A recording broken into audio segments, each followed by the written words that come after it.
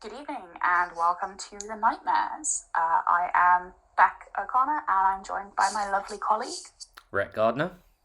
Yes, and today we are going to be discussing Velvet Buzzsaw, the 2019 Netflix original horror film. It's supposed to be a slasher film from what I've read, but I'm going to be honest, after watching it, it really didn't seem much like a slasher. What did you think, Rhett? It was more of a I think for most people class it as like a thriller with horror undertones, which is another reason why we're reviewing it as well, because it just has enough horror in it to be within our remit and in which to discuss about it. But before we go into all of that, I just want to say a massive thank you and like heartfelt appreciation from us towards basically just close friends and even some of my family that have been really supporting our Facebook page and various social media and like listening to the previous episode. It's done better than I expected, to be honest. I didn't think we would. I think we've got like 60 views on YouTube, which is still more. I think it's double. It's a huge amount more than I think we expected at all. Yeah, and we've got like 50 on our Facebook page. In terms of our other social media, I think we have a few followers here and there, and what I'm led to believe there's some outside viewers as well, like people we don't know, which is good because that means it's getting exposed a little bit over time. So we're not expecting. I mean, considering we have like no presence or credibility at all, it's going to take a bit of time, which we've always anticipated. But it's nice to know that we have people who care about us support us as well, which is again, it means a tremendous amount to us, and we just wanted to kind of bring that up. Also, just before, because I know B, you're very well prepared for this episode, as you will come to find out. But I just wanted to bring up just a few things from the previous episode, particularly the review I did for Resident Evil Village. So I just wanted to really say, and I thought it was really awesome that because what I mentioned before is I didn't read any reviews. I played it on my own. I had no other opinions to form my own.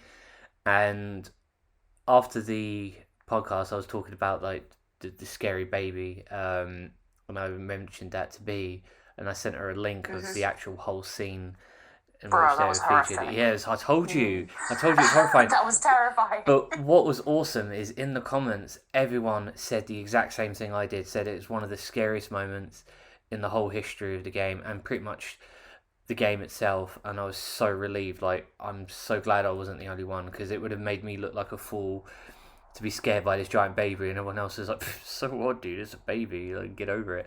But I'm really, really glad. I just wanted to bring that up. And another thing, which you might get a kick out of this, so I thought I'd bring this up. There's the thing about the sort of like the Resident Evil remakes and the most recent games is on the PC, people have modified them quite a lot. Some with very humorous results, and some ones I've been seeing is like head replacements, like adjusting them to other people's bodies. So, for example,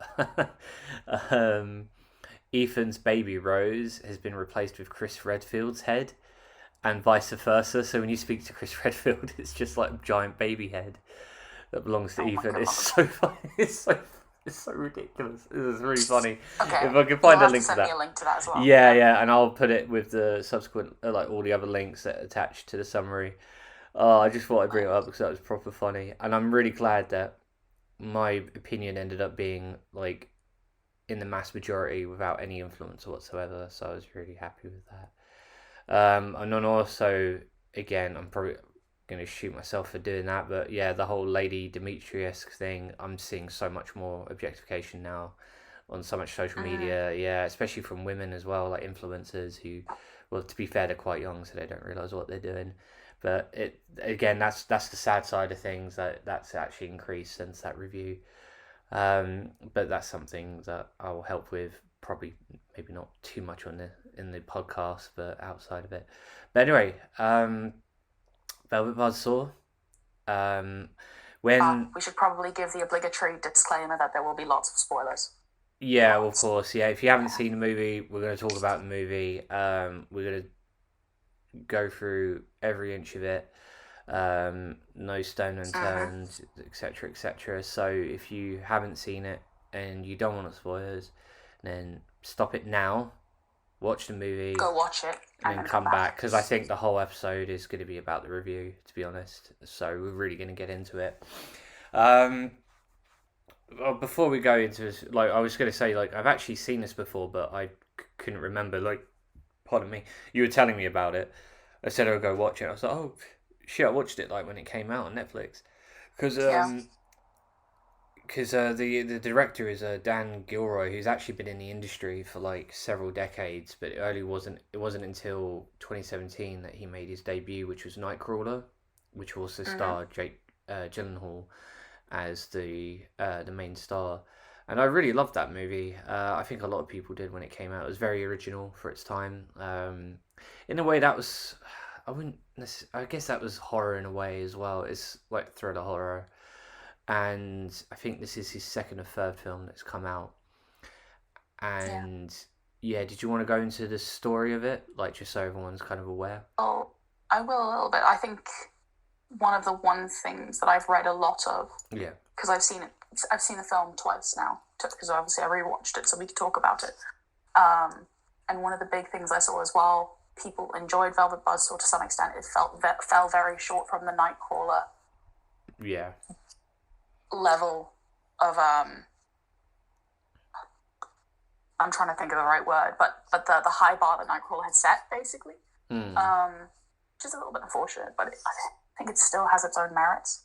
I think it's a very interesting movie. Right, yes. Velvet Buzzsaw. For anyone that doesn't know, Velvet Buzzsaw is a movie it's meant to be almost, I would say, like a comedy slasher, but very dark comedy. And it's very dry humor. Lots of horror undertones. It kind of shifts away from like your usual kind of darker, dimly lit rooms to like a very bright, clean, kind of almost what you'd say like clinical in some regards, because that's what a lot of galleries are set up. They're meant to be like this white expanse, blank canvas. You can put anything in there, and that's kind of the backdrop for the movie. We've got Jake Gyllenhaal and Rene Russo at the front as two of the main characters. We've got Morph Vanderbilt, and Rene Russo's character was Redora. Can't remember her name. That's Redora. No, you're right there. I know it's Redora. I just can't remember her surname. Yeah, I can't remember either. There's a lot of pretentious names in that. I guess because they fit. Yeah, like Morph, or what is like with Jake Gyllenhaal's character, for example. His whole name is so gratuitous. Morph Vanderwalt. Yeah, what kind of name is that? Redora Hayes.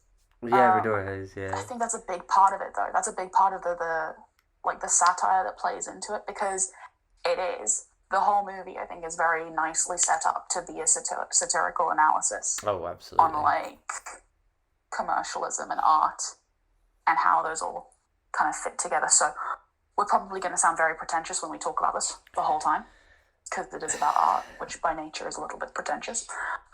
Yeah, what I'm doing is I'm wearing my designer glasses and my Andy Warhol wig, and I'm gonna act like him throughout the whole film, because he was a bit pretentious as well. Okay. Yeah. I mean, yeah, as a human being, it's so derogatory. But also it's an iteration. It is. I think that's like part of the beauty of this film. It is. Is that it just, if you have any exposure to like the art industry at all, it very subtly rips the shit out of it. Oh yeah, very much. In particular, and I know I've mentioned this to you last night or a few nights ago when we were talking, when Jake Gyllenhaal's character Morph is looking at this painting done by one of the guys in the movie called Piers, who's an artist, and he looks at it and he goes, "Sobriety has not been good for him." And Rene Russo's character Redora goes, "But this was done at like the peak of alcoholism." Yeah. Morph has obviously made a mistake. He doesn't like the piece. Like that's, and he's claimed it's because he's sober. But instead of being like, "Oh, whoops, my mistake, I don't like it," he's just like, "Exactly, this is genius." he plays it off Yeah. that his new artwork is useless because he's sober. So it's very clever from that perspective. From a horror perspective, a lot of the deaths and things like that are also quite cleverly done, but I do feel like it could have done a lot more. Yeah, I find with the premise that they had, which was, quite original, I would say, in some cases. There's not many horror films that really delved into the art industry, or made a satirical reflection upon it. There was a lot of artistic stuff that they could have done, and some of the stuff they did use, I think it was just because of, I don't know, low budget reasons maybe. It seemed a bit whatever, Yeah. But we'll go into that. I just want to say as well, like, another thing we should mention, that this had a massive casting. So Piers, who we mentioned, the sobering artist, is John Malkovich, of course. Some of people know, especially in the film being John Malkovich. Toni Collette was in that as well as Gretchen, who was like she's a curator, a gallery curator. Yeah, and then eventually, she just does that. And Rene Russo is also Dan Gilroy's wife, so she's been in a number of films that he's done. She was a Nightcrawler. Has that woman else? Has that woman from Dead Meat, the British comedy? She's in that. She plays like the assistant. Coco, do you mean Natalia Dyer? Yeah, I think that's her name. No, that's Coco. No? Yeah, she plays Coco with the glasses. Or are you talking about Josephina? Yeah, Josephina. Yeah, she was in Dead Meat. Zoe Ashton. Yeah, that's it. Yeah, she was in Dead Meat. She was like in a British comedy show, and then this is probably perhaps the biggest film she's done. So for Dan Gilroy, this is a first as well. We had a lot of really good talent, and some that are still kind of obscure. So it was like a good blend there. I thought I should mention that because I think this is probably the biggest produced film he's done thus far as well. So there was a lot of effort put into it, and again, it was a really good idea. But we, of course, now we're going to talk about, the strengths of that and its weaknesses as well. So we're going to critique it as if it was a portrait that we were looking at, I think definitely on the acting side of things, like the acting did not fall short at all. You've got like so many talented individuals who put so much work and so much love into their individual characters. Yeah, absolutely. And looking at past works they've been in and the diversity of the characters that they've played, they embody the people that they're trying to portray so well.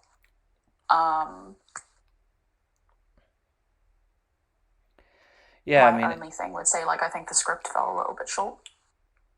Yeah, especially in some scenes. It did very well in some, but yeah.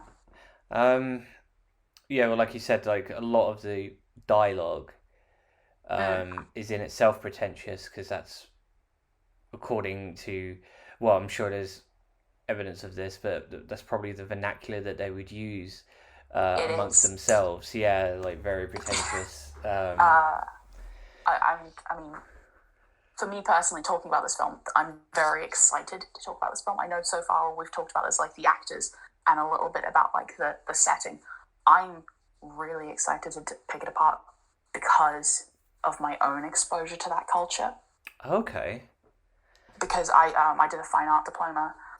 I've been in those circles for most of like my education history. I went into interior architecture and design. So all of this is like everything I've known for like the last, I want to say, 10 years of my life easily. Wow, man.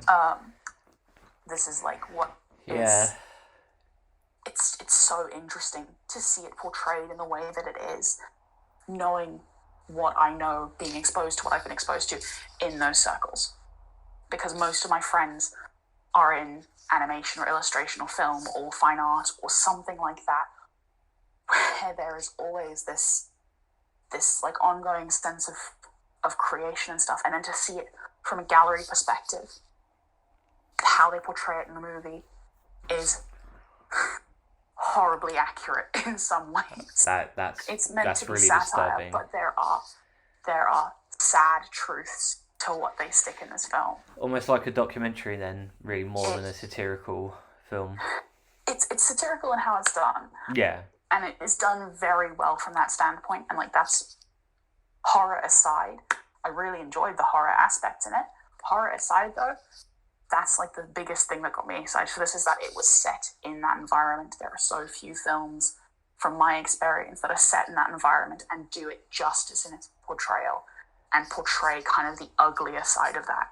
Oh man, that's quite exciting actually. In fact, you'll find that like with the audience, you'll find that Bee's going to take the reins on this one, because as you can see, she has more of a connection with the movie than I would. For me, it was just another film that I watched, and you know, it had its misses and hits, but Bee's gonna kind of go through not just the film itself, but like the whole industry around it and little things here and there. You might even learn a few things or two. Like we had like a very brief conversation of this yesterday or the day before, just for a few minutes, and you know, it was extremely interesting, captivating even, and now we're gonna present it to. I don't know. I'm a little concerned because I do get into the tendency to ramble. So if at any point, Rhett, I rambled last time. Don't worry, I rambled last time. So I rambled for like 40 minutes about a video game. So you can ramble all you want. I think the audience might want to. Okay. If I hit 40 minutes, stop me. Okay. A hard stop at 40. Because like I told you, we're gonna put a little section of links in the description for the video. So anything that's mentioned, because I am going to talk about art exhibitions and artists that are exploring horror through their work as well, because that is a huge field as well, which is very interesting and a lot of fun to look into, and haunting in so many ways. You've got interactive exhibitions, you've got musicians like it's Kirk Hammett. Kirk Hammett, that sounds familiar. Metallica. Metallica, yeah, the lead singer. I don't know why I didn't know that straight away. Yeah, Kirk Hammett. Was he involved in the art world in some way? He has a collection. Basically, Oh shit. Oh, let me see if I can find this now. I don't know if I sent it to you or not. Oh shit, man! I'm intrigued now. I didn't even. Well, then again, I'm not the biggest Metallica fan, but I did not know that. That's really cool. Yeah, he basically released a collection of horror film memorabilia, like classic horror film memorabilia. Whoa. And as an exhibition that people could go to and interact with and explore, people that love horror. And I think that is probably one of the best things. Yeah, it was Kirk Hammett. Yeah. It's a live classic horror and sci-fi art collection. That's really cool. And it has everything. It's got guitars, it's got posters, it's got all sorts of stuff. That is. Yeah. But there's so much out there, and I'll get into it later. Because we need to focus on the movie, because we've been talking for like 25 minutes. Yeah, I know, we've got to focus on the movie, yeah. No, it's like I said, there's a lot of subject matter, and all of it's interesting, but we'll start with the film, and then we'll take it from there. Yeah. So the film itself, like we said, it is satirical horror, thriller, a little bit of a slasher element in there from its technical definition. It follows Jake Gyllenhaal and Rene Russo's character. So we've got Morph, we've got Redora. Redora is a gallery owner, former musician, and Morph, Gyllenhaal's character, is an art critic. And then you have Josephina, who is played by Zoe Ashton.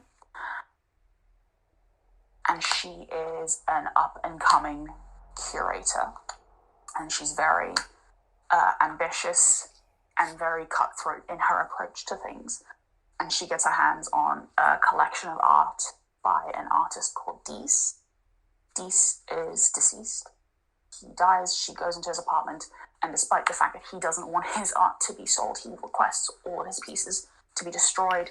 She steals them. Hmm. in essence. She steals them, takes them to Morph, doesn't tell him that she's stolen them. I think she says that, like, you know, she found them. And he is captivated by them. They're very expressionist. I forget the word.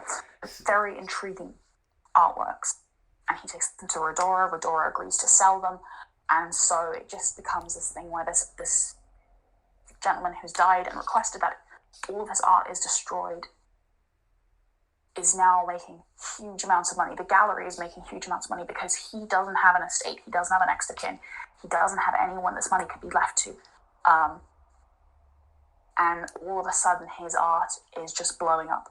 The gallery is making huge amounts of money. Redora is making a lot of money. So is Josephina. So is Morph. And a lot of people are roped into that. You've got Gretchen, who was played by Toni Collette. She's also a curator. And as this explodes and takes the art world by storm, weird things start happening around the paintings. You have them kind of coming out of the painting, characters coming out of the paintings, dragging people into them, fire starting around them, people are dying around other artworks. And so Morph starts investigating Deese's background, and he finds out that Deese, the artist, his mother and sister die in a mysterious house fire when he's a child. He goes off and joins the military. When he comes back from the military, he brutally murders his father and then spends the rest of his life, well, the foreseeable future, in an insane asylum. Nothing is documented after that until the point that he shows up dead in his apartment, which is in the building that Josephina lives in. And as that's discovered, more and more deaths start happening around it.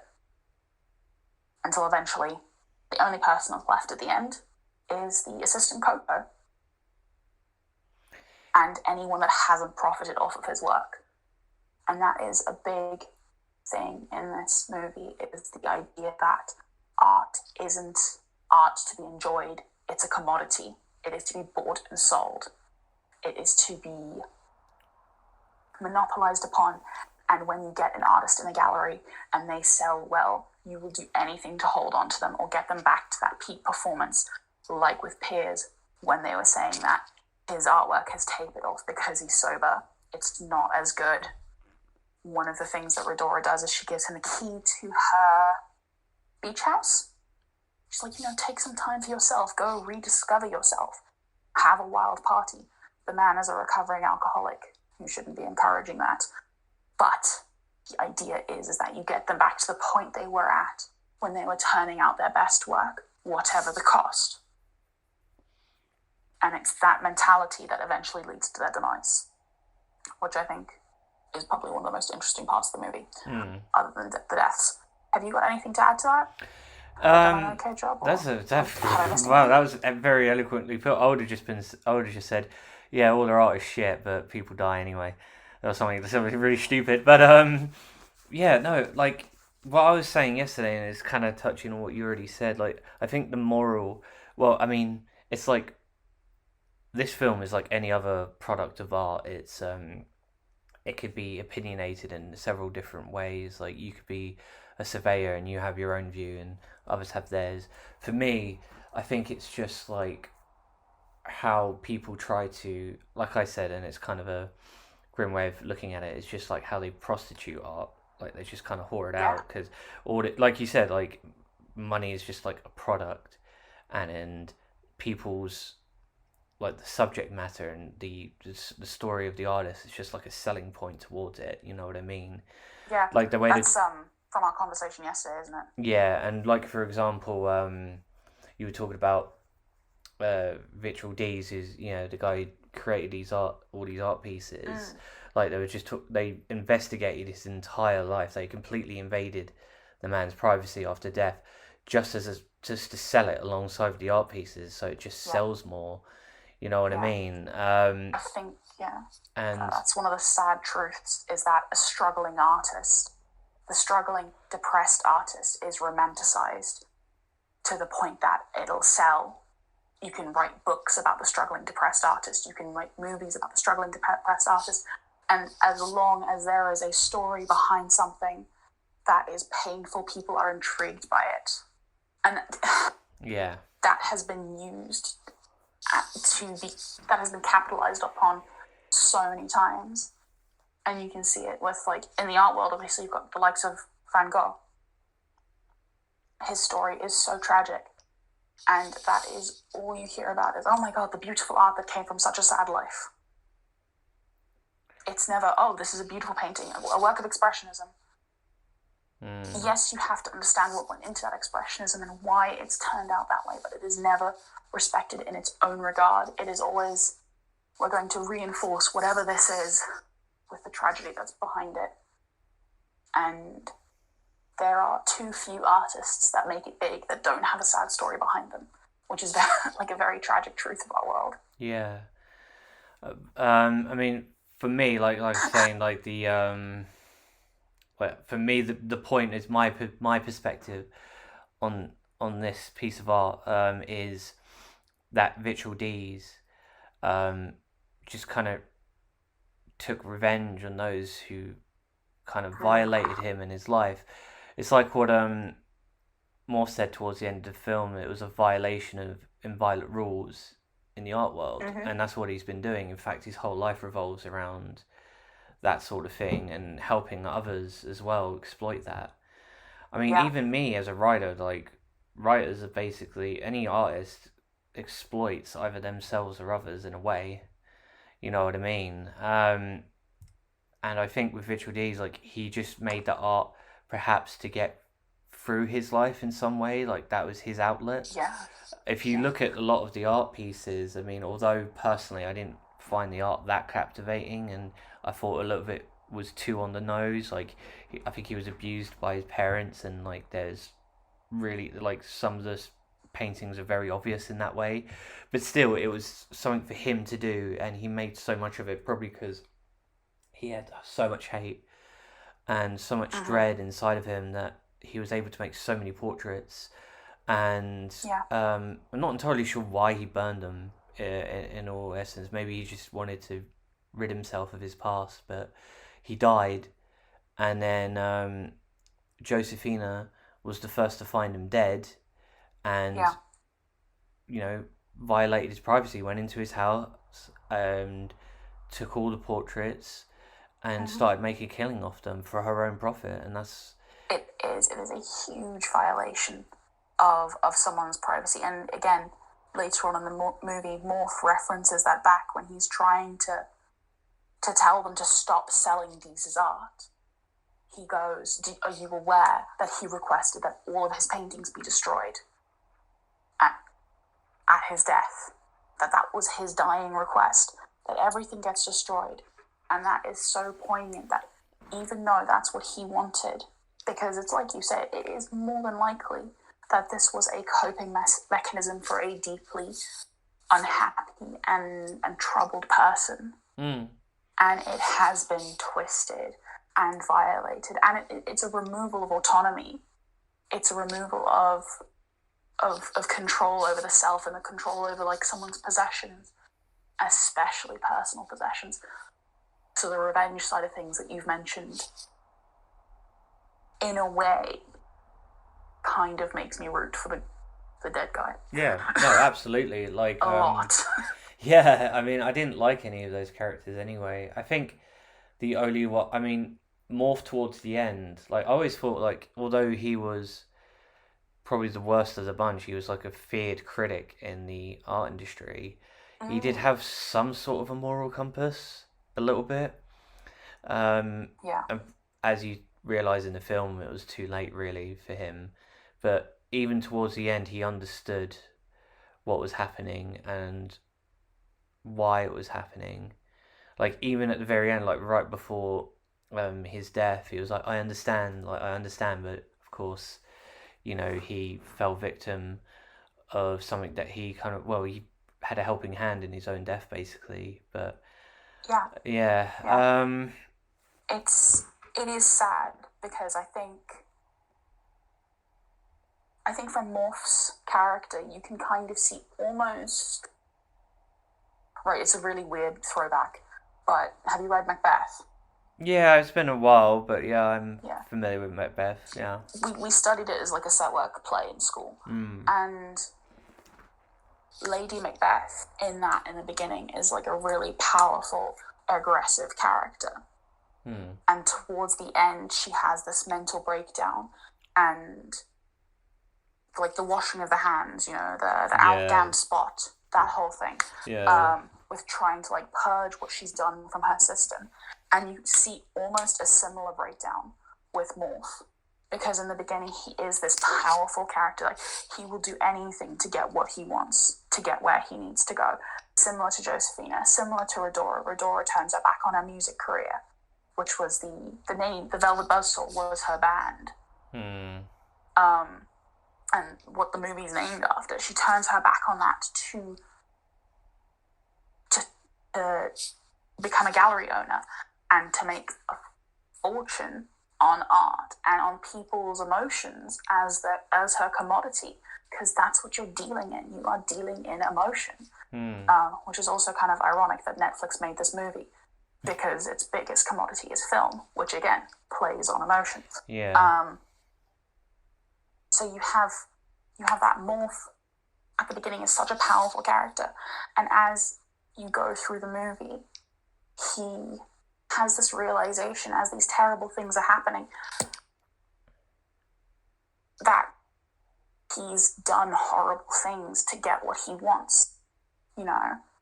Josephina's ex-boyfriend, when I think was it that he died in a car accident or he drove his car into something? He got drunk and had an accident whilst driving. Yeah, exactly. He got drunk because of this terrible review that Morph wrote, because Morph was trying to get with Josephina. Yeah, that's how... This realization of, I liked his work and I did this to be with you, and I regret it. That is a very character-defining moment, because he's not exactly a likable character. No. Like, he's an asshole, hands down. But he has that redeeming moment of, I realize I've fucked up. And it seemed very similar to me in that, the same kind of path that Lady Macbeth took, which is, again, I know it's a weird connection to make, but that was what the throwback was in my head. It makes sense, at the very least, yeah. And another thing that I found truly horrifying is, like you said, a lot of this reflects on reality, hence it has a satirical approach to it. The fact that Morph, right, it's just this one guy, he basically just, all he does is, he furthers the realm of which he analyzes, as he says in the film, like, he makes or breaks people's careers in the art industry. The fact that one bad review could lead a man to kill himself, that's horrifying. To imagine it's having that power. But it's the truth of the industry. It's sad. It's really sad. It's so sad, and it is such... Anyway, I'm sorry, I know I cut you off, but it is a horrific truth to the industry today that there are so many people trying their hardest to break into that industry, to be an artist, to make a living off something that they are passionate about and something that they think that they can help people with. And a lot of art is to help people. Yeah. It is. It tells a story, and I think that's why the story of the tragic artist sells so well, because it's relatable. It's overly romanticized and very much like run into the ground to the point that it's scary how much we romanticize tragedy, but it is relatable to so many people. Yeah. And the art world is designed at present to take that tragedy and make billions on it, and then give that money to a very, very small group of people. Much like everything else, much like smartphones and laptops and TVs and books and everything in the world, obviously. But I think it is one of the most difficult industries to break into, because of if you want to be a singer, you can stick a video on YouTube, and people will watch it and they'll like it and they'll interact with it, and you can grow from there. You can put it on TikTok or any other platform. Similarly with comedy, similarly with what we're doing a podcast, and automatically our base is so much larger because we can reach so many more people. Right. Because we can do it vocally. With books, you can upload a book onto the internet. It's that much harder to reach a base.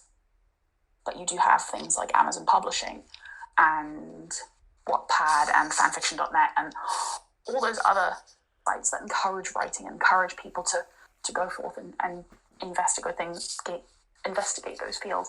And Reddit is full of writers doing an amazing job trying to gain traction and helping each other to gain traction as well. With art, your field is so limited. You can post a picture online, sure, but how many people, everyday people, know where to find those images other than doing a blank Google search? Drawings of cats, drawings of houses, painting of person screaming. It is, your options are so narrow when you get to that point because of how many different types of art there is. If you want to be a classic artist and paint pictures of people and paint pictures of landscapes and stuff, again, your field is just that much narrower.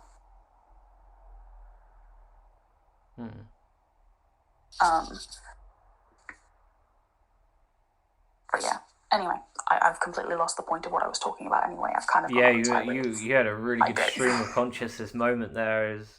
I had a really good stream of consciousness with no conclusion. Well, maybe we'll find it towards the end as when we're wrapping it up. You never know. I feel bad because I cut you off for that as well. No, I don't mind. I mean, they heard enough of me last time, so we'll pass the responsibility of like the main host back and forth or whatever. It's no big deal. Wherever the levels of expertise arise, there are stuff that you know so much more about than me, and I'll just sit there going, yes. So I don't know anything about very this insightful. Yes. That's cool, man. But would you? Yeah. So a lot of what we discussed about is the strengths. Although, like I think you said this earlier, V, that like really the film is just kind of like it could be like a door that can open into this whole industry of like the art. Yeah, which and. Like you said, the more invested you are in it, the more the film will be more impactful. Like if we just watched the film on its own and that's it, I don't think we would have such a big review in which to go on. Yeah, genuinely, I don't think I would have enjoyed this movie anywhere near as much as I did, because if I wasn't involved in the industries I was involved in, and I say that because the first time I watched it with one of my best friends, and we watched it together, and she was like, that was a bit boring. I don't fully understand the industry that it was set in. Yeah. So from that perspective, she found it tedious until like the actual horror kicked off, which I would completely understand if the movie had been centered around something that I wasn't exposed to or didn't have a solid knowledge foundation in. I would have thought the same thing.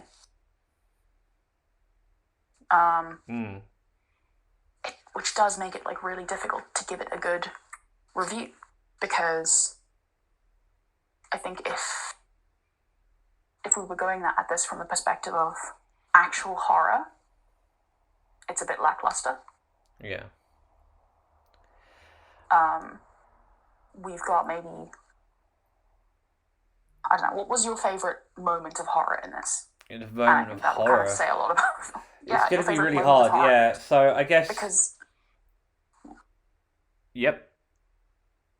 Carry on, sorry? Yeah, I was just going to say, like, so what you've already discussed is, I guess you could call it the strengths of the film, if you put a bit more, like, further research into it, but... Like I said earlier, there's going to be a lot of pros and cons with this film. If I'm being if I'm being honest, like if it wasn't for the research, there would definitely be a bit more cons. Like you said, it could be boring at times. But what's the strongest moment for me? I guess it's not entirely sure actually. Yeah. See, It's to me, it's really hard to if describe that. if I asked anyone that question, they go, I don't know what the strongest moment is. In the tone that you just did, I'd be like, oh, I'm not watching the film then. That's true. Like, I mean, I'll tell you. I can easily tell you what I thought was kind of weak. I suppose it's strange. Although it's a horror film, well, the undertones of a horror film, it's mainly a thriller, really. yeah, The majority of that thrill, right, is just a bunch of art critics and people within the industry just quabbling over yeah, this new piece of art. That's it. That's most of the film. I'll be honest with yeah, you. That's what drives the film. It's not until maybe like nearly halfway through the film that Virtual D's art becomes more horrifying and it starts killing people off, where mm, it starts to pick up an intrigue. Um, and it is really strange, and a lot of the weaknesses I also found, just because I'm a massive horror fan, is like a lot of the weak stuff was a lot of the deaths that actually really occurred, which is strange because it's although they're still good in a way, some of them were a bit predictable and some of them were a little bit laughable, I suppose, and a little bit just a little bit gimmicky and lame. Like for example, there's one character we didn't actually mention is the installer. I forgot his name, but yes, and he's the first death he's the as first well. death. Yeah, so That's I think that's the most frustrating bit because he's the first death. His is actually one of the more memorable deaths. So yeah, he just disappears into the plot of the film. He's never referred to again after that. yeah, His he's name was just Bryson. yeah, that's it. Yes. I have a list of the characters in front of me because I knew I was going to forget all of Oh them. yeah, I forgot most of. That's And he another. was played by Billy Magnuson. Yeah, I don't know what he's been Or in before. Magnuson. Yeah, but yeah. So basically, installer he basically helps do all the technical stuff, like well, basically installing the art pieces. I Mm. actually I've done that as well when I was. Actually, I did a lot of like art installation actually, so I did have actually exposures in a way, like at college doing art Mm. installation. I just remember that now. That was strange. Um, but yeah, he was the first dev. So basically, there's another thing that we didn't mention, like about the art industry, is so Redora at this point basically buys all the art pieces or takes them all from Josefina in the help Mm. of getting her more rich and famous because that's what Josefina wants. Yeah. So one of her little tricks that she does, and I thought this is very sly, is because they have so many portraits of Virtual D's that they kept them in storage for like several years to make some of the portraits more rare and Yeah. exclusive. So more of a collector's item is very, very clever. Yeah. So what the installer was hired to do was to remove some of those art pieces, but this is the first instance that we see where the portraits become more alive and the installer starts seeing visions. For example, he was driving and then I think he was smoking a cigarette and then it kind of dropped onto his shirt, but it just lit Yeah. up as if it was like soaked in gasoline or something. It shouldn't have lit up that It was quickly. literally like a minute before that he'd like looked to he'd like opened the crates as if he was going to steal them. Hmm. I think that was it. It was the intention was there I think that he was going to steal these artworks because and make a bomb off them himself. because what we didn't really emphasize as well is the art pieces. They weren't just intrigued by them; they were absolutely obsessed with them. It's like Yeah. just like what the installer said to Josephina when he accidentally found him. It's like, I'm not just a man of primitive skills. Like these paintings speak to me, and he's not really that interested in art or anything like that. Really, he just works for some artists, and that's it. But like he Yeah. was so enthralled by him, and that's why everyone was so obsessed and wanting to sell these pieces and make a legacy out of this man's name because it's just they're so drawn in. And so yeah, if he was obsessed with taking them, and then that led to his downfall. So for example, he was like set on fire and he was trying to fan the flames like whilst he was driving, and he crashes into like an abandoned gas station. And and then we get to the point of his actual death where he's goes inside, he's using like a sink in the bathroom to like kind of just tend to his wounds, and there was like a portrait of like these mechanical monkeys, like basically monkeys holding wrenches and stuff. They come alive and they pull him into the actual portrait. Into the painting. Yeah. In a way, that was kind of cool because you don't really see art like as a use of killing someone. It was really interesting, but at the same time, that might be one of the few strong points of the movie is like the actual use of the exhibition pieces. Yeah, it was really cool. In deaths was really well done. But at the same time, for his done better. Yeah, it could have been done. It's just a bunch of monkeys. I don't know. I just didn't really care. You know what I mean? Yeah. There was a lot of really good ideas, and it just fell short. But yeah, like you said, a few of the other deaths are much stronger. Like the sphere, for example. The sphere was very well done. Yeah. And also Josephina's death. Yeah, I liked that and I liked that. I liked it and didn't like it at the same time. I'm not sure why. I liked it from a visual perspective. Oh yes, but basically. That's the only perspective. I liked it because it was very beautiful to watch, which sounds horrible saying someone's death was beautiful, but it was a very beautiful and it was a poetic justice. Yeah, that's exactly it. Yeah, to explain to the listeners who don't know, so Josephina, like we said, was a curator, up and coming. She was actually probably on the verge of losing her job, really, because of a lot of personal issues and stuff like that. But then she found Deeze's art, which she then used to, elevate herself in the industry, like as one of the top players. And then she becomes very greedy, selfish, and just a lot of negativity kind of shown through her character. She dates an up-and-coming artist called, I can't remember, what's his name? You have the list there, don't you? Damrish. Yeah. He was like he's another survivor. Yeah, he's one of the last people standing. So basically, he had a relationship. It wasn't really a real relationship. It was just like a business thing. It was to get him to sign on with Redora's gallery. More money in the bank. That was literally it, and I think that's her whole character. I know you say that it developed to the point where like those traits were like expressed. I think they were there the whole time because she sleeps with Morph to get him to write a slating review on her ex-boyfriend. Yeah, just to get back. As her revenge. And then when Morph is struggling because he can see that these things are going wrong and he's having that mental breakdown, she's just like, all right, fuck you, I'm out. That is literally that's what she is. Yeah, so so Damrish decides to go back to his old boss or whatever, back to his old collaborative. Yeah, because he just wanted to do his own thing. He didn't really care about the money and all that. And then at this point, she tries to get into a car, but someone's double parked, so she's kind of stranded there waiting for a tow truck. And then behind her is some graffiti on the wall, which she, kind of detests because she thinks that's low art. She thinks, she's so pompous about it. Yeah. And then what happens is she's on her phone and it freezes with one of Deeze's portraits, and she doesn't realise that, even though she has every single piece that she stole from him, which is really funny that she didn't pick up on that. And then the mural behind her turns into a gallery with all the graffiti and stuff, and she just goes in to just wait for a tow truck. She didn't want to wait in the cold. And as she was waiting for her phone to unfreeze, the actual portraits of the graffiti starts bleeding.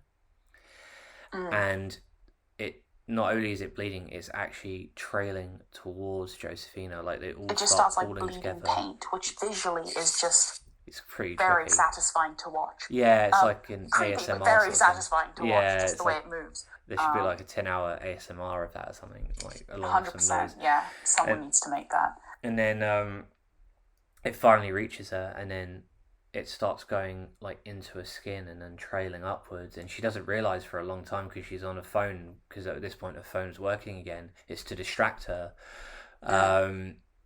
and then she realizes like, oh no, it's going like into her skin, and she's like, oh my god, like She notices on her hands, I think, because she's yeah, and then she drops the texting. phone, and then she takes her coat off, and then she just starts screaming like, and what was so poetic about it, and then the morning after they find her car and she's not there, and she's actually in the graffiti on the wall. And I think it's so prudent because she basically tried to say to Damrish that graffiti is low, like you said, it's a low form of art. It's not worth anything.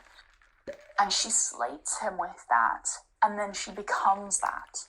That is her final moment. That's the thing that she's used to try and tarnish him with, she becomes part of that. Yeah, like forever. And also, what you mentioned the other day, which is a very important thing to mention as well, is one of her last lines to Damrish as well is, what's the point in art if no one's going to see it? Yes, correct. Yeah. I mean, and that ties in beautifully. In fact, you know what? The strongest part of the film, actually, I should admit, is the end. And I think we both agreed with that. So what happens is 100%, yeah. Piers, again played by John Malkovich, was a sobering artist who has mainly spent most of his recent years like just replicating old pieces of art and has been really uninspired. Like, for example, when John Dondon, the South African who we haven't actually mentioned, he's another gallery owner. He actually bought Piers out from Redora, and he goes to the studio, and it's all really busy on the ground floor, and it's actually just like replications of his older work. And then they go up to his actual studio, which is basically a giant canvas, some bits of paint, and a basketball hoop. And if you notice, Piers goes straight for the basketball hoop because that's just what he's been doing. He's just been shooting hoops this whole time because he's been so uninspired. Well, that's the thing, I think, as well, when you're in that industry for so long, depending on what you're making and where your head's at, that you reach a point where you reach creative burnout, which is displayed really well with Piers, because at some point, and again, Piers is portrayed as this tragic backstory of alcoholism, sobriety hasn't been good for him. That's like the one line that keeps ringing through my head whenever we bring him up. Sobriety hasn't been good for him, in that they are using the tragedy that he's endured, whatever's driven him to alcoholism, whatever's put him in that position in the first place, well, that is what makes his art good. And at some point, if you are recovering from a trauma, if you're recovering from a tragedy, that wealth, that tragedy will reach a point where you are now healing. So your art will shift. What you're focusing on will shift. It'll change how you create.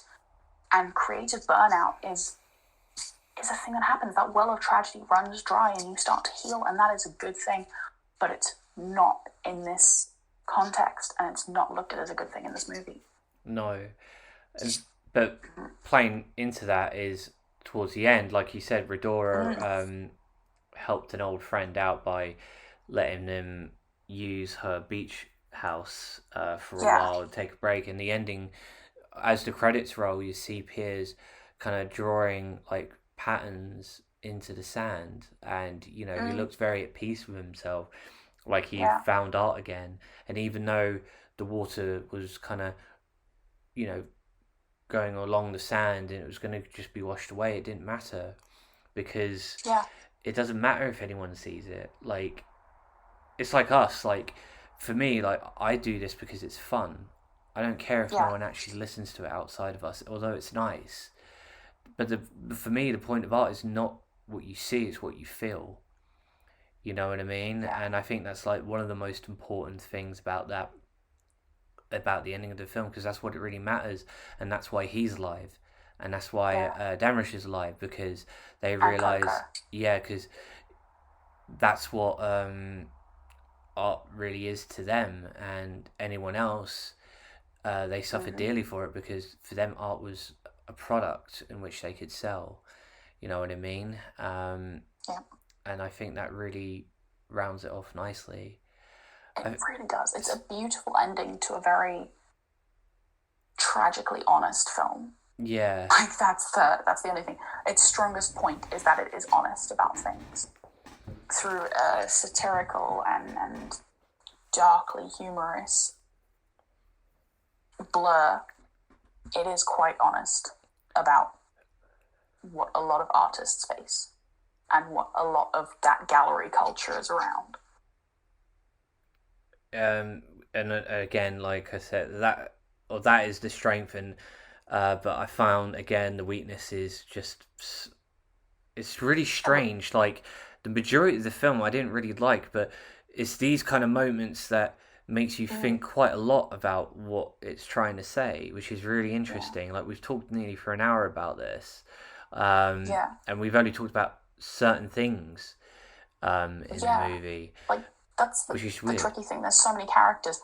This is like a very over heavy cast. Yeah. Like there are so many characters that are unnecessary in some ways. Well, in a lot of ways, actually. Some of them were just fodder, to be killed off, you know what I mean? Like Gretchen. Dondon.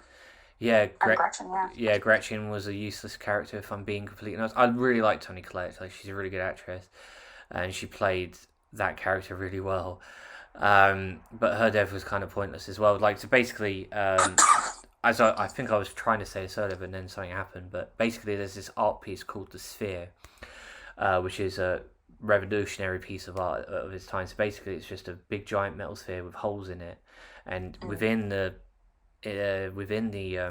sphere, it's just like these sensors and these technologies where if you put your whole arm in, you start to feel something, and it could be, depending on who you are, is what you feel.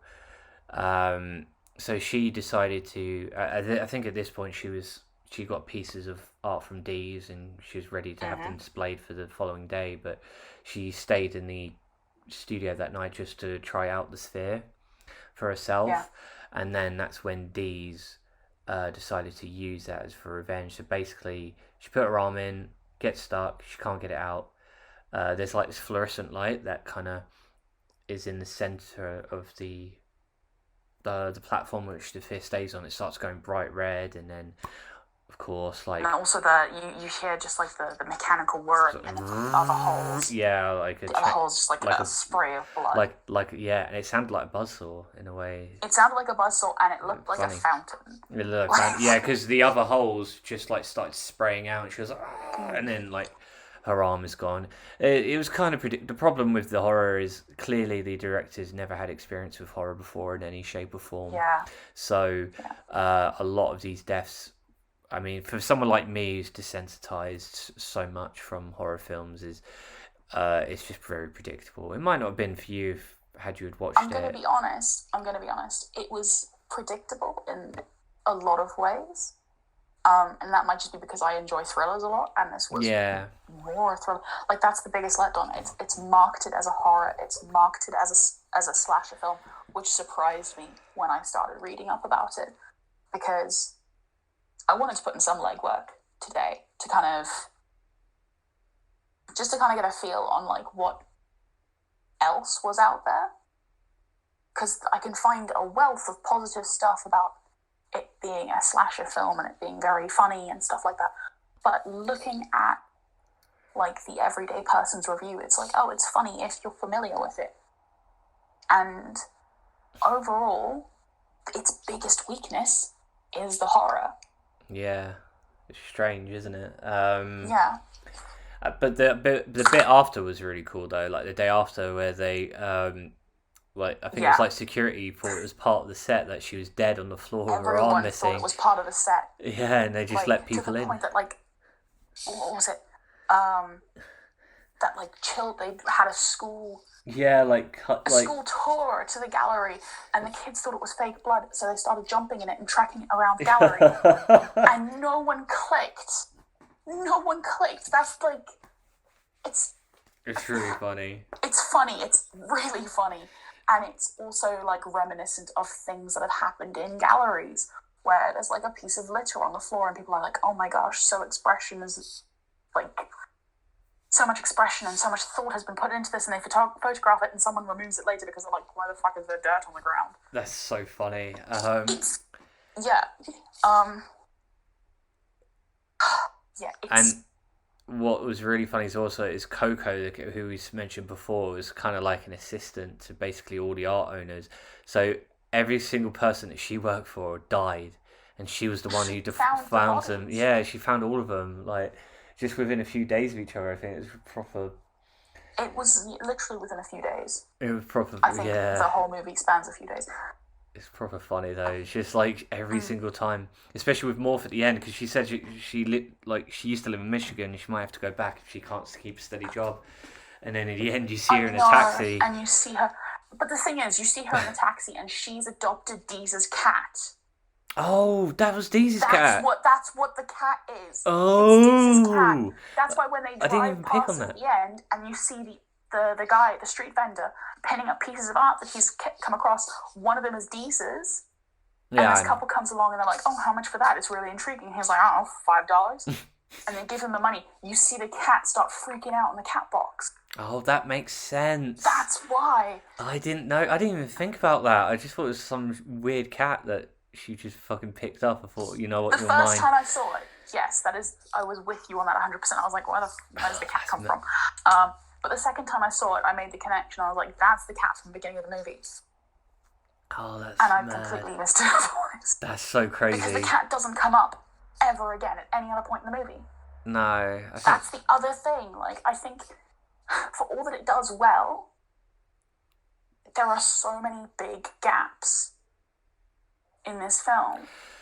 Like, if they were going to use the subtle thing on the cat, there should have been a thing of like, hey, some dead guy in my apartment had a cat. Do you want to adopt it? That should have come up as a conversation at some point if they're going to use it as a plot point later on in the movie. there's a lot of I think like Maybe that's just me, like, expecting a little bit too much. yeah, maybe. Expecting them to spoon feed me a little bit. But I don't know. I like to think about movies, but I feel like that was just a bit of an abstract And possibly overlooked. into nothing kind of. Yeah, and possibly overlooked because I didn't even connect the dots there. I didn't even realize that until you just said. Like I completely forgot about the cat altogether. I think because Redora had a cat as well, and I just remember that She one. did at the very end, and then the cat starts Siamese like cat. that end scene reflects one of Deese's paintings that she had in her house, where the cat sits next to her Oh, before she what? dies. That's my Exactly right. So there are lots of other little Easter eggs Mind like that, Mm. which if you go digging through and like and I think you'd probably have to watch it like 100 times to get all of them, and you'd have to overanalyze it. But like little bits like that you'll pick up on, like the monkeys, because he's Bryson, the art installer. Because he's an installer, that's why the monkeys have wrenches and things like that. They're literal grease monkeys, which is in essence the art world what he is. He's a What grease he monkey. is, yeah. Yeah. That's cool. And it's little things like that. Again, they're very subtle, they're very nice if you notice them. The thing with the cat, it's very nice if you notice it, but it kind of feels like it could have been a bigger plot point that went nowhere. A lot of people I find as well felt like there was a lack of Deez himself. Like I know there was like a brief backstory, but there was stuff like he mentioned they had mental issues and he was experimented on by like the asylum that he was in like he was basically taken in. Like what mental health issues, for example, they never really specified what kind of experiments were really going on.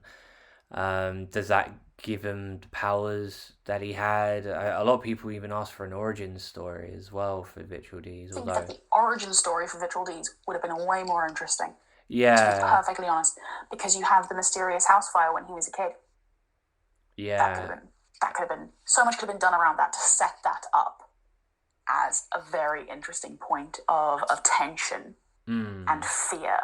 And ultimately, when you're going to a horror film, you're looking for that a little bit because it releases adrenaline in your brain. And that's where the thrill of horror comes from. Part of it anyway. There's like a bunch of other chemical reactions happening. Yeah. But that's a big thing. It's adrenaline. It gets your blood pumping. It makes you invest in what's happening on the screen and connect with characters, unlikely characters as well.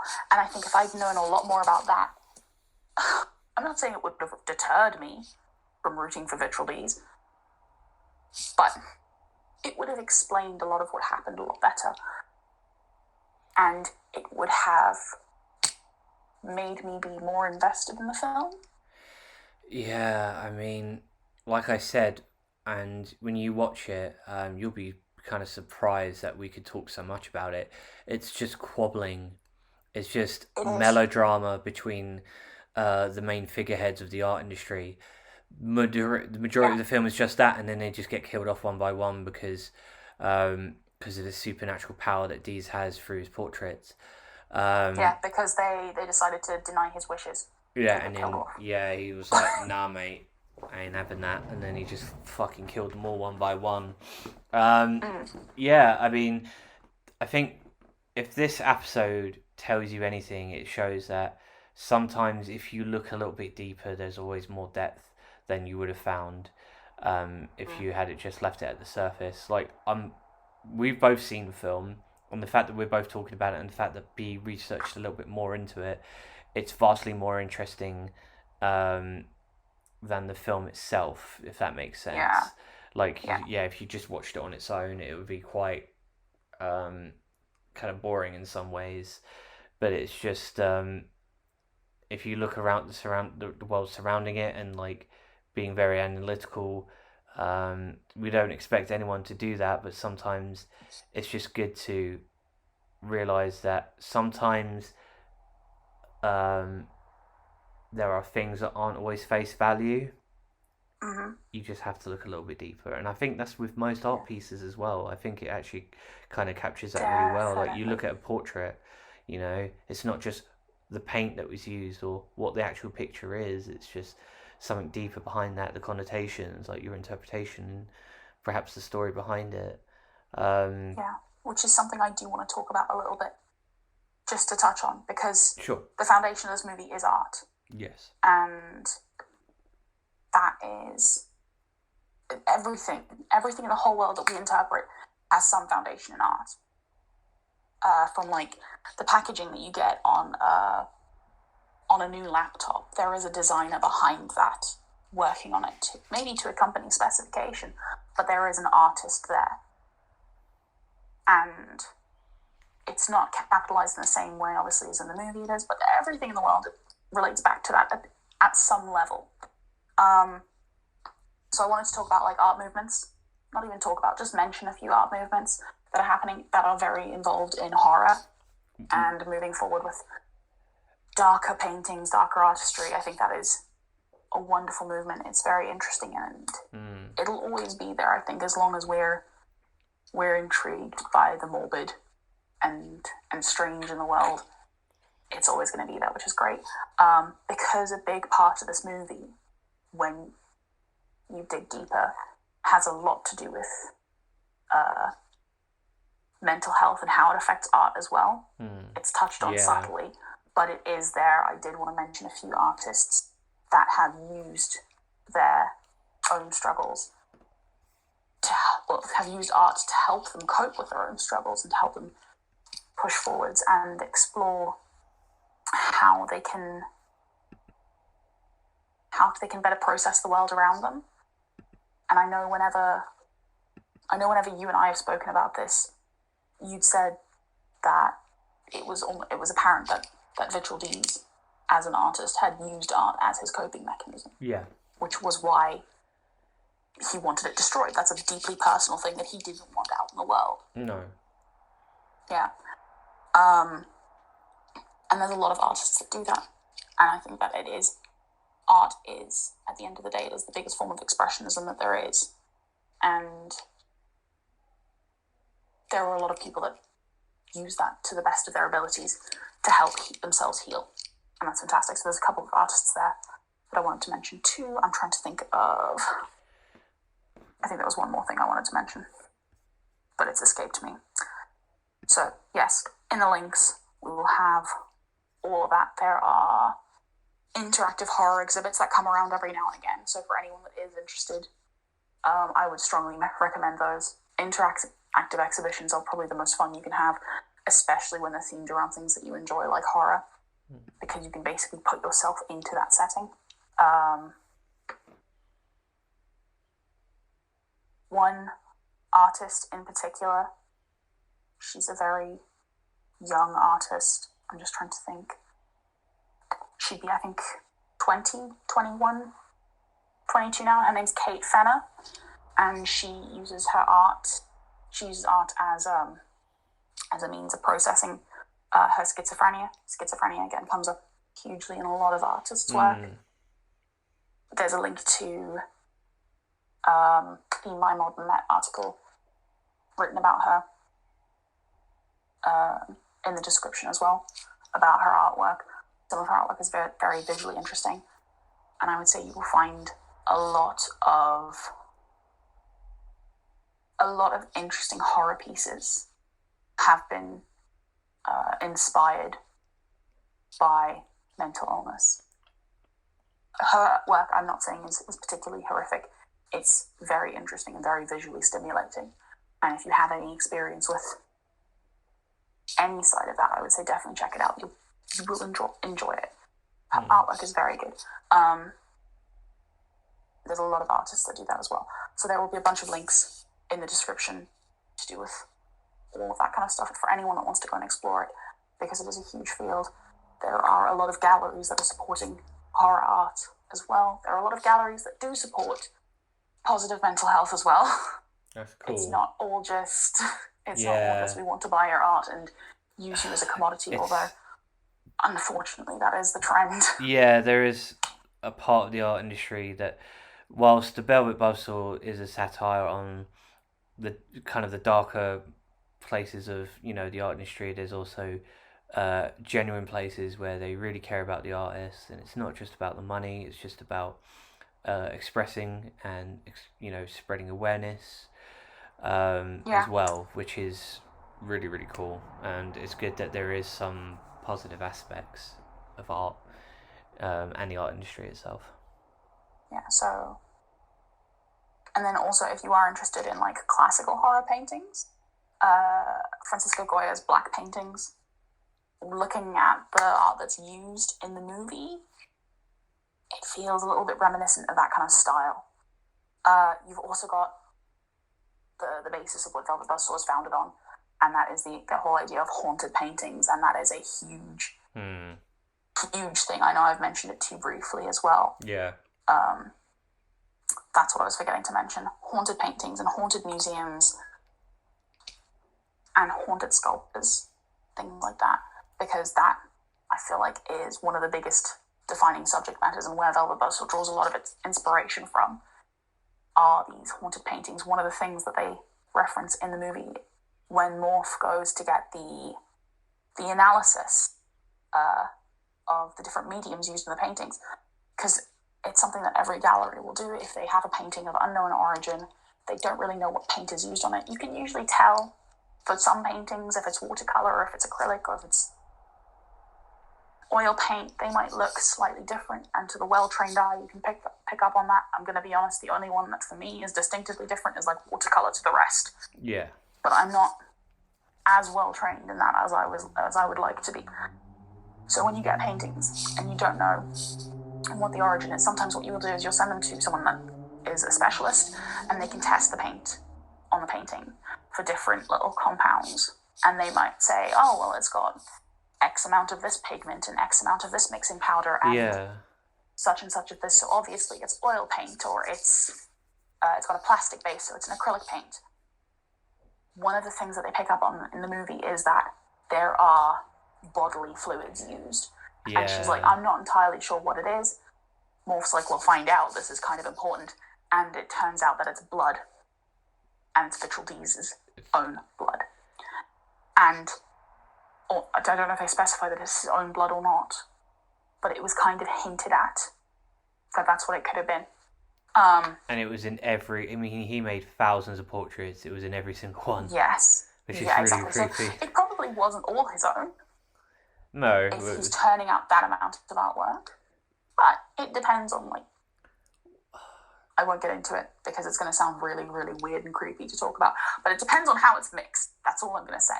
And I have no experience at all with that. I don't know. Yeah, I know where you're getting at, I think. But, yeah. If you want an example, look at Metallica's album Load, because that was a Yeah, mix of yeah. bodily fluids. That So was I think if that was that's cow's blood and semen. yeah, okay, there you go. We Yeah. talked about it now, but yeah, that's that could have been done. To be honest, that sounds like a really cool idea for a story. It's just like this artist like kills people and then uses their blood as part of the portraits. That's a really good idea. Right, you're giving away writing secrets. Oh, freely. No, I'll write that before it comes out. So if anyone has that idea, too late. It's already done, mate. Don't even bother Between Monday trying. and Thursday, you're going to write that. I'll figure it out. Don't worry. Don't worry about this. Is my problem because All right. you know what? I'll just edit. You know what? Cut that out. Rep the editing when you were editing this. Just cut that out. Like now. There you go. Right, sorted. But yeah, it's a cool idea though. I mean, maybe they should have specified that in the film. That maybe I think that would have been a huge, interesting point that they missed. Again, with like the fact that he killed his father, so much tension and so much build up, and instead there could have been a real. Instead we got like a 5-minute explanation of like, you don't fuck with him. Like that is it. That's literally what someone says. Like, you don't. I don't know if those are the exact. And then like, people you don't mess just with him, and then he burns his hand. and there's a lot of like adultery and just like literally, I'm gonna buy this portrait for 7 million. It's like no one cares, bruv. Like I ain't bothered, fam. I just want to watch people get killed by a brush or something. We came here for some good stuff, and frankly, it's yeah. You know but what? Anyway, back to Haunted Painting. We should direct our own film, and we should. We do a cast better call version. anyone that's interested. Call it Velvet Buzzsaw 2.0. And then Velvet Buzzsaw, the origin story, because I'm convinced the origin story for Vitral D's would have been so much better. That would have been because they could have done that before and after. If they don't make a prequel, they won't make a prequel, but they should. You know what? We are.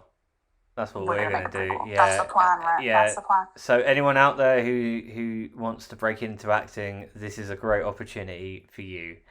I must say. I'll write that. I'll write the script as well. And you can help with that and do some of the portrait. You know what? We'll talk about this outside the podcast. But this is gonna be big. Big things are happening. Yes. On the note of haunted paintings, just very quickly, one of the ones that I think was probably one of the biggest inspirations is The Anguished Man. Again, there's a link in the description to a bunch of haunted paintings. The Anguished Man is a painting painted with the artist's own blood, and then after it was completed, he committed suicide. And it was bought by an old lady. She kept it hidden away. She said it was evil.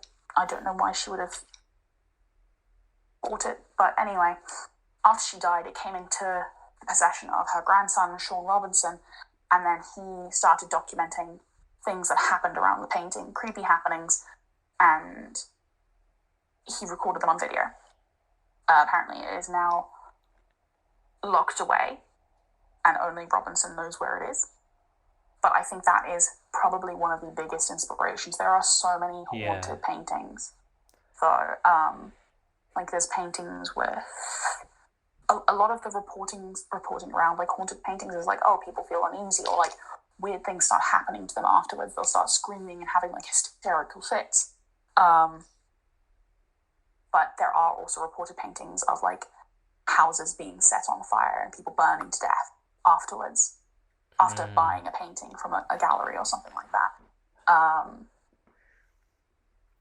I think the crying boy, I think that sounds one of the ones that is said to attract fire. I don't think there are any deaths around that, but there are people that have been injured. There's quite a few. Most of it is just like a sense of unease, but then there are others where you've got like buildings burning and all that kind of stuff.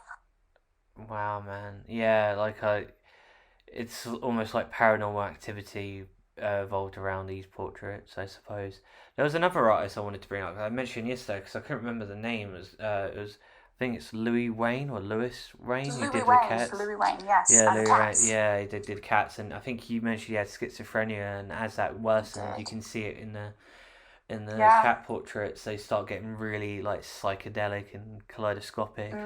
Really, really weird. That's a really. They could have done that with Deeze's art, They could have done so much. Yeah. So much. Yeah, whatever. I know I mentioned it to you as well with Wayne that it might have also just been evidence of stimming and trying to process what was happening and what he was perceiving. But that's a whole other different thing.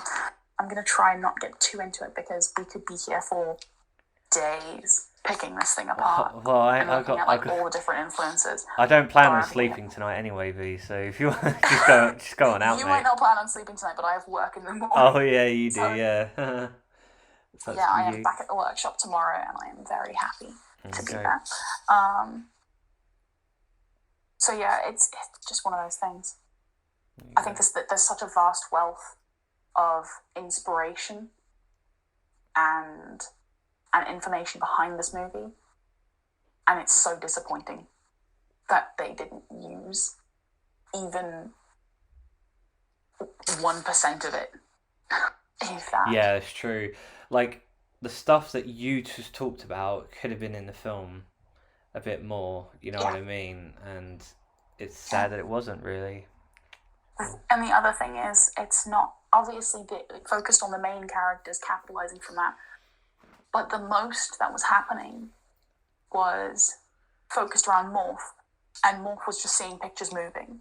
Or whenever he went into the exhibition with the whale sounds. Oh yeah, that was really... And he started having that like an auditory hallucination.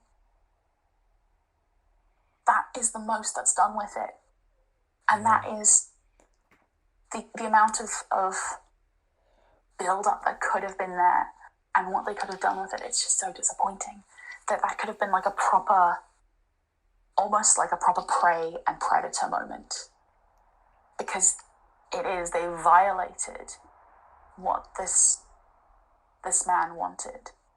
They've taken away his right to his work, his right to his feelings, his right to how he processes the world, and they've made a fortune on it for themselves.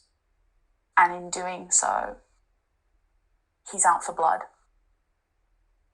That could have been done so differently. Yeah. You could have actually got a feel for the rage that fueled Vitruvies, because I got a feeling from the movie that he was an angry man.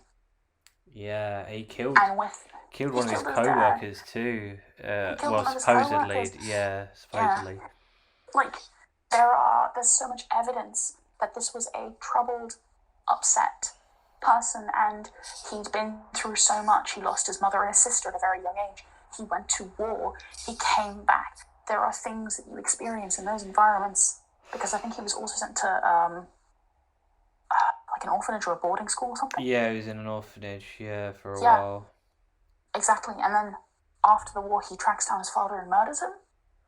And then when he gets out of the asylum, he's just completely off the grid.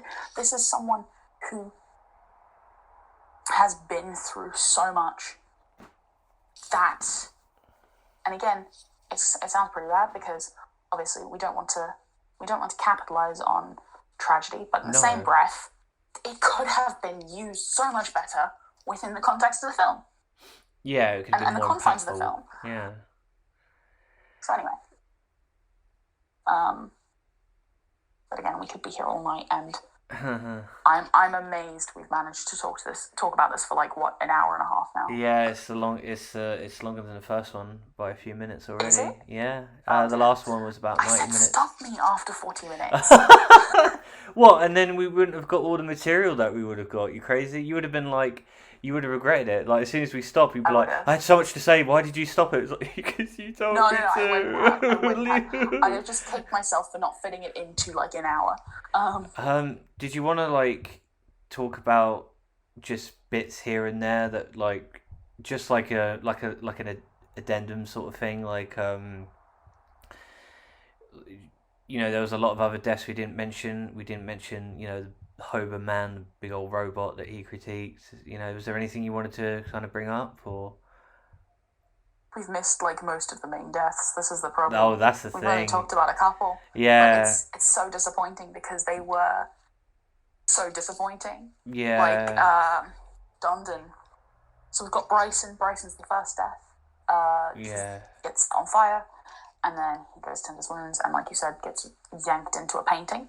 Yeah. That was a really visually interesting scene because Oh of the way yeah. the camera perspective shifts, and you see the hand come through. I liked that visually from a build-up perspective. What the fuck? Then we've got Dondon, which we haven't mentioned at all because again, he's like he's just fodder. Yeah. He was another. He was another owner of the. Another gallery owner. Yeah. And it just comes down to petty competitiveness that he invested in Dees, started investigating his past, and again, visually, I quite liked there was a big use of hands, actually. There's a lot. Thinking Well, about because this. that's the most important tool of an artist, I suppose, are the Yeah. hands, right? So Thinking about it like symbolically, that there is a big use of hands because Dondon is hung by his tie, and you just see this hand. It's a very masculine yeah, hand it's that comes down pulls from the him. dark and pulls him up, which visually, again, very satisfying because you see the hand come out through the darkness. It's Yeah. not a spooky hand either. Like this is the other thing. It's not gnarled or disfigured. It is just a man's hand, and it feels very. I want to say it feels very natural, but that doesn't sound right because I know it's not a natural act that's happening. It's just like a But random the hand. hand you see isn't a decaying, decrepit thing. It is a living, breathing human's hand coming out of the darkness. And it feels almost like someone is reaching forward to stop something bad from happening. But instead it's doing the opposite. So that's one. Dondon, who was next? Who died after Dondon? Was it Gretchen? It was Gretchen with the sphere, and then And she gets her hand chopped off. Yeah. Redora. No, Josephina. Oh, Josephina, sorry, yeah, and then she was like, Josephina, "Oh my god, I'm part of the more, graffiti. yeah. Oh, I'm scum." Yeah, Oh. yeah. And Again, then, she notices it first in her hands. Morph is the only one whose death doesn't involve hands.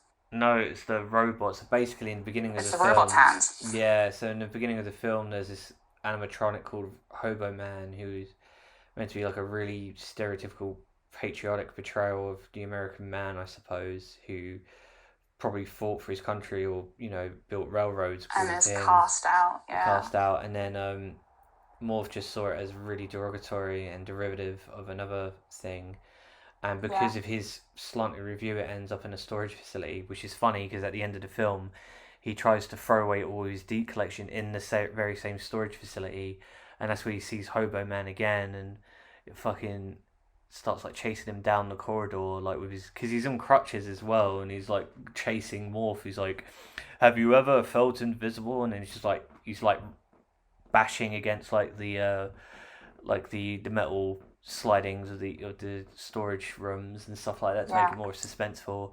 He actually repeats the same like dialogue as he did at the beginning of the film, and then kind of breaks Morph's neck, and it was like whatever. It's like, I don't really care. It is. It's the robot's Avoidable hands. death. But again, it's a lackluster death. Yeah. I mean, he could have avoided all that. I mean, the robot literally was on crutches, and you know what I mean. He could have just ducked under him or pushed him to a side. It was a robot at the end of the day. That's the thing. I think again, if that had been a chase so frustrating over like several scenes in the movie, oh my god, you could have had so much suspense built around that if it had been hinted at in the beginning.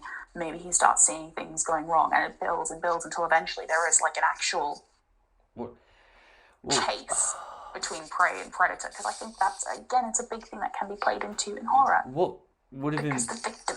Yeah, what would have been better if he opened the door and then Hobo Man just happened to be there, and then just grabbed him, because that would have been suspenseful, and then Morph would have been totally screwed because he was in a position where he couldn't get out of, and then it would be more believable. The problem with horror films is people just don't know how to portray the deaths very well. Like, for us, like, The Spectator, if we saw, although maybe we'd be in the same situation because we were stalled by fear. But when you're an avid watcher like me, you just think these deaths aren't believable and could have been totally avoidable. It's really hard to portray such a more genuine death, but stuff like that where it really surprises you and it just kills them immediately, or even if they struggle.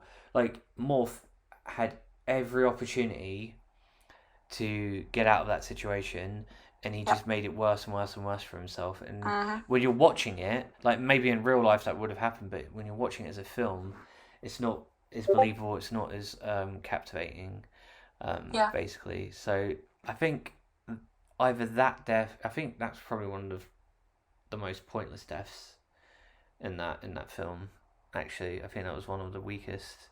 I see what they were trying to do, but still, it's a bit nah. That's actually for the strong points that it has.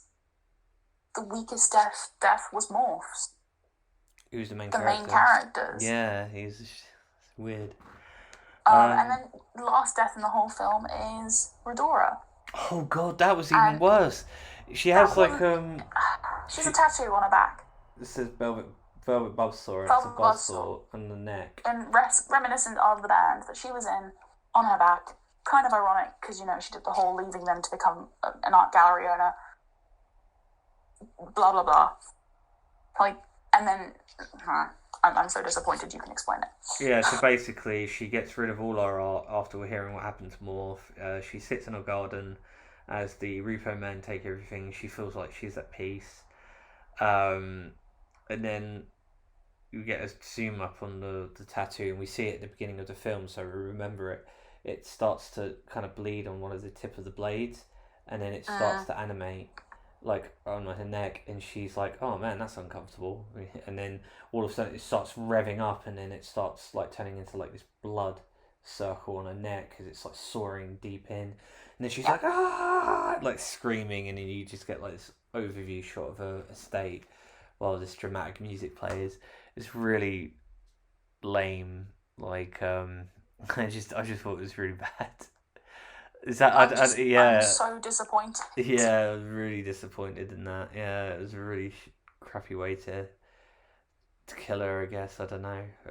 I don't know how they could have done that better, but clearly it wasn't. This is the worst thing. I feel like we've kind of just done this review, and especially it's one of the first 2 horror movies that I've seen, and I enjoyed it the first time, but I enjoyed it from the art side of things. Yeah. And now I feel like we've done this review, and all we've done for the last God knows how long is pick it apart and shit on bits of it, and just be like, oh yeah, it makes like some really good points, but what the hell were they doing? And then this is, and we're going to end up, just because we're going to be like Morph, we're critiquing this film, and then like the actors from the film, like Jake Gyllenhaal. Because I know what you're going to say. Yeah. I'm going to sleep tonight. Yeah. Okay. Like Dan Gilroy shows up and said, you didn't like Velvet Buzzsaw, huh?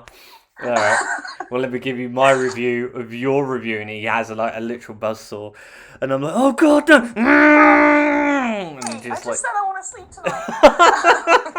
And then like Renee Russo shows up with a cat, and it just starts clawing us to death or something. You know what I mean? That'd be great. Yeah. What a great way to. You know what? What a way to go. What a way to go. that would have been more better than the deaths that did occur. Okay, out of 10. Before we wrap out, what would you give it? 6, really. 6. And I think that's that's generous. the mass majority. Yeah, it is generous. It's a strong 5 or a light 6, as Gordon Ramsay would have critiqued it if it was food. Yeah. I'm going to be honest. I would say like a 4.5. Only because of the satirical points made, and only because it did such a job at how it portrayed the art world. I only gave it a slightly higher number because if they were to come get us, I would have a less punishable death. But you, 4.5, good luck, mate. See you on the other side. It's fine. If they do, I'll just be like, I'm sorry, I was just embodying your artwork. There was one... I was just giving you an accurate representation of a character that you portray. That's I think the only way they could not kill me. Yeah, and then we're going to be on like a Banksy portrait or something, like our bodies are going to be encompassed in that. Like, oh, you know man. what? Banksy's a brilliant artist. I quite like his work. Yeah. I'd be cool with that. Yeah, man. I'd be okay with being murdered by the things that I've made a fortune on. I haven't made a fortune on any of my art, but you know what? It's there. Keep doing it. It's fun. That's the only reason I do art, is because it's fun. I was going to say, like, as we were talking about this, there's like a bonus thing that I want to mention about art. It's nothing to do with horror, but you were talking about Vincent Van Gogh or Van Gogh. Yes. I don't know how you Van Gogh. Yeah. Van Gogh. Yeah. So basically, there's this director called Akira Kurosawa, Japanese director. He's perhaps, in my eyes, the greatest director of all time. He made, in his kind of final years, he made a film in the early 90s called Dreams, which is a film based on his actual dreams. So it's kind of like a series of short films, like an anthology series. One of them, I think he cites Van Gogh as one of his favourite artists, and one of the scenes in the film is an actor playing him in his later years, going into a gallery, looking at Van Gogh paintings. And what was really, really awesome about that movie is he actually goes into the paintings, and the director has actually built sets that realistically looked like some of the portraits. So there's like this drawbridge was a portrait by Van Gogh, I think is one of them. Yeah. Like a lot of fields and stuff like that, and he actually walks. Not only does he walk into the actual walking portraits, he walks in places in real life that actually look like them, and he explores through all the portraits, and eventually he meets Van Gogh, who's played by Martin Scorsese, who he directed Taxi Driver and very good choice. He was a very interesting choice, and he was just talking to him casually, like he was talking to him in English, and he was like, and this is at this point he did the self-portrait, which he famously cut his ear off, so he had like bandages all around his head, and he was like, "Are you okay? You appear to be injured." "Oh, I was just doing a portrait of myself and didn't like how it looked, so I cut my ear off and just threw it away." Like, it was so nonchalant. And then he was just talking to him about art, and he starts to walk away, and Akira Kurosawa, the guy who's playing him, starts going through all the portraits, and then it gets to, like, I think the last portrait, which is like a bunch of crows like flying from a field. I think that was one of Van Gogh's like last paintings, and it was very dark and somber, because I think that like he was walking to his death basically. But that was an example of how well you can portray art in a film. I seriously recommend any of his movies, and especially Dreams, but if you can find a clip on YouTube, and maybe I can send a link, that for me would have been a really great way for Velvet Buzzsaw to use the artist in the film, like to maybe go through the portraits and stuff, or maybe even get to see him in like a hallucinatory version of himself. Yeah, because that's the thing. The only way you see these is through his self-portraits that he's done. You don't see really any pictures of him as a human being, so he kind of just becomes this figure in the distance that isn't really given any form or any identity other than his art, which is very sad, and it's very true for a lot of artists as well, because for the most part, outside of their artwork, they don't exist. It's true. And I think having more of his presence would have made it more interesting as well, which is why someone saying an origin story would be really good. But yeah, like I was saying, like I felt like that scene in Dreams was a really good idea of how you can portray an artist in a film, which sadly Velvet Buzzsaw didn't capitalise on. Unfortunately, yeah. Is there any sort of any last words in regards to this review? I'm going to be honest, I've had a lot of words in this review. Yeah, so did I. I had some moments here and there. You did. Like I said, sometimes the film that you watch can be mediocre at best, but sometimes looking a little bit deeper, you'll find there's always more to it than meets the eye. And I think the Velvet Buzzsaw is a portrait that has more depth than what you can see at face value. Definitely. And I think that is probably maybe the important bit to take away, is that there's more there than meets the eye, and and while it is unfortunate that it's not utilized properly, no, it is still quite an impactful film from that perspective. Absolutely. So I think we've dissected it as much as we can. We never mentioned the music, but I was going to say, actually, it reminded me a lot of American Psycho's music, very like classical, because it's meant to be high class and things like that. Yeah, I liked the soundtrack for the setting. I think externally, I'm not sure how I would have felt about it, but yeah. No, I wouldn't have liked it as well. And the intro was also like moving portraits as well. Like it was like an animated version of the portraits, which I think basically tells brief moments in the film through the pictures. So that was really cool as well.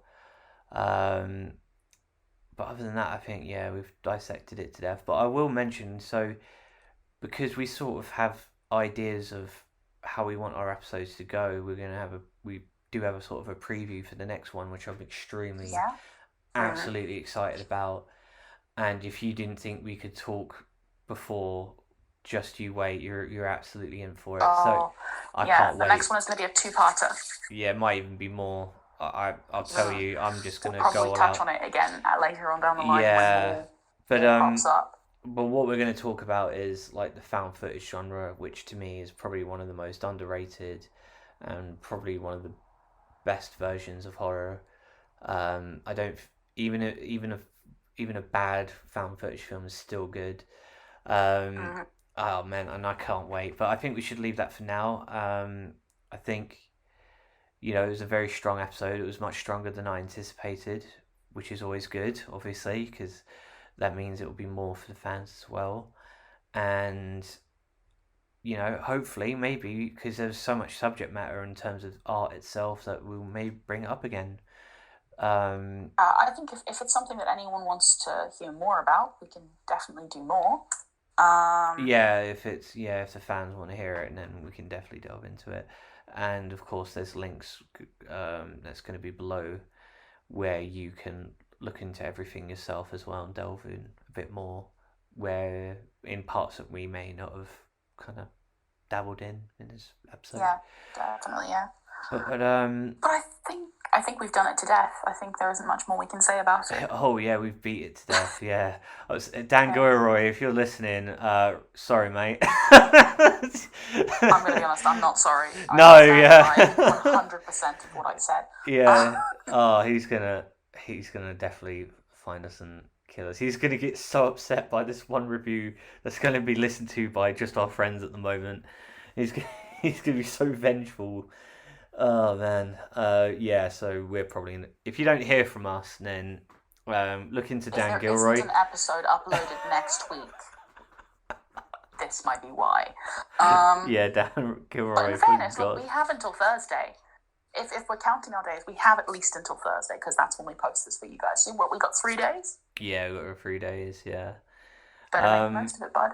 And another thing as well, I might experiment with the editing now that I've got a grasp of it. I might put in some background noise to see if that helps in any way. I don't know. That might. So if you're listening to this now, it might have a background noise. It might not. It just might be us talking. I just want to see if that adds like an extra depth to it, even if it's just like a faint background noise. But anyway, that's it. I think we should just shoot in the head and let it die. We've done everything we can, but it was a great episode. I want to thank B for bringing a lot of that impact into the a lot of the meat of the episode was based on her words, so thank you. And thank you for letting me ramble. Yeah, it's fine. Will you let me ramble about a bloody baby? Like several babies, in fact, and the Teletubbies. It was a terrifying baby, and also the Teletubbies. No, we're not going to get into that again. No, yeah. So there's 2 projects that will never see the light of day. So it's our version. It's going to be our version of Velvet Buzzsaw and the Teletubbies podcast. You know what I mean? Or a Teletubbies Oh episode. Yeah, those will never see the light of day. They're gonna be put on the shelf just like those Deese's portraits, to increase value over time. Like, um, but yeah, yeah, that's it. Thank you for listening, and just take care of yourselves. All right. yeah, yeah. Thanks for everything, guys, and we'll see you in a week. Bye bye. Bye.